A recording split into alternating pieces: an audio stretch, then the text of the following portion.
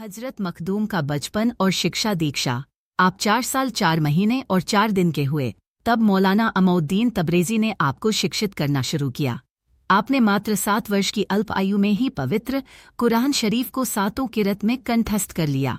मखदूम अशरफ ने 14 वर्ष की आयु में ही संपूर्ण शिक्षा प्राप्त कर ली। साथ ही साथ 1 साल आपने युद्ध कौशल के गुर भी सीखे।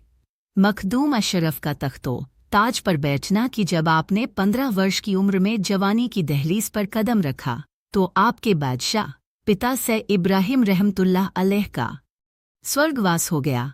फलस्वरूप आपको उनका उत्तराधिकारी बनाया गया। मखदम अशरफ के शासनकाल में स्वयं उनके नाम का सिक्का जारी किया गया। आप एक रहम दिल व न्यायप्रिय बादशाह थे। आपकी महत्वपूर्ण धार्मिक गतिविधियों, न्यायप्रियता व इंसाफ को देखते हुए पूरी सिमनान की जनता ने आपको वहीदुद्दीन के खिताब से नवाजा।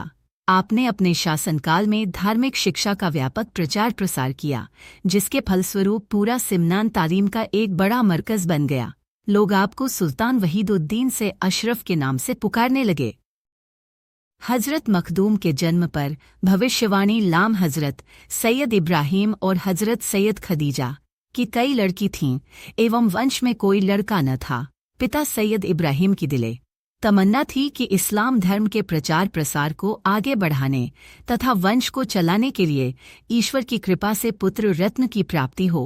अनमोल रत्न हजरत सैयद मखदूम अशरफ के जन्म से पूर्व मजहब इस्लाम के अनेक महान हस्तियों ने अपने अपने ढंग से उनका पिता सैयद इब्राहिम तथा माता हजरत खदीजा को भविष्यवाणी द्वारा आगाह करते हुए शुभकामनाएं व मुबारकबाद दी थी, जिनमें मुख्य रूप से इस्लाम धर्म के आखिरी नबी हजरत मोहम्मद सल्लल्लाहु अलैहि वसल्लम का नाम शामिल है। इनके अलावा मखदूम अशरफ के पैदाइश पर भविष्यवाणी करने वालों में हजरत ख्वाजा अहमद यसवी रह अलैह, हजरत ख्वाजा अजमेरी मोइनुद्दीन चिश्ती रह अलैह, हजरत ख्वाजा निजामुद्दीन ओलिया रह अलैह, प्रसिद्ध सूफी बुजुर्ग हजरत सैयद इब्राहिम मजजूब ईश्वर प्रेम में लीन। एक रात हजरत से इब्राहिम ने सपने में पैगंबर हजरत मोहम्मद साहब के दर्शन किए।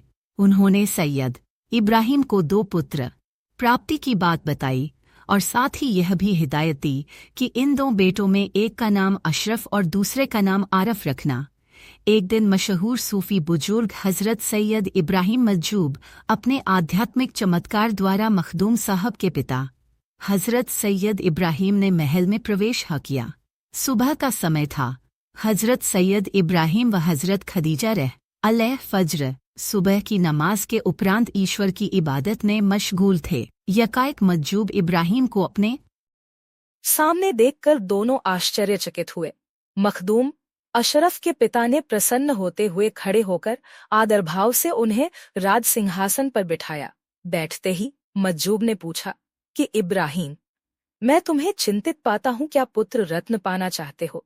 इस पर सै इब्राहिम ने विनम्रतापूर्वक उत्तर दिया कि यदि आपके आशीर्वाद से ऐसा संभव हो तो मैं अपने आप को खुशनसीब समझूंगा। मजजूब ने कहा, बदले में मैं उसकी कीमत लूंगा। आपने कहा जो आदेश करें।